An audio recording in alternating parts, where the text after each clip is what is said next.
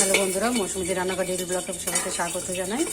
আজকে মানে দুপুরের এই বেগুন ভাজা আর বিউলির ডাল আর আলু ফুলকপি পোস্ত এটা হয়ে গেছে। সেটাই করে দিয়ে কেটে নিয়েছি।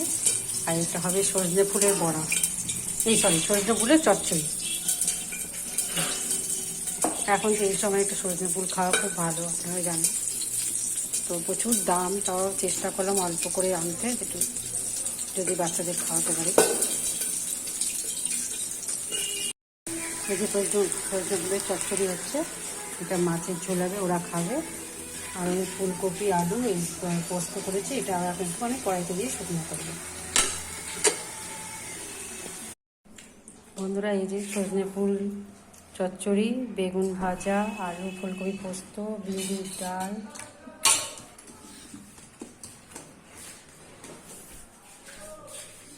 আর এখানে মাছের তরকারি। আমি নিরামিষ খাবো বলে তাই জন্য আমারটা আলাদা মাছের তরকারি। ব্লগটা দেখতে থাকুন বন্ধুরা। আমি সন্ধ্যাবেলা জলখাবারে কেক তৈরি করছি, কেকটা বার করি তারপরে আপনাদের দেখাবো।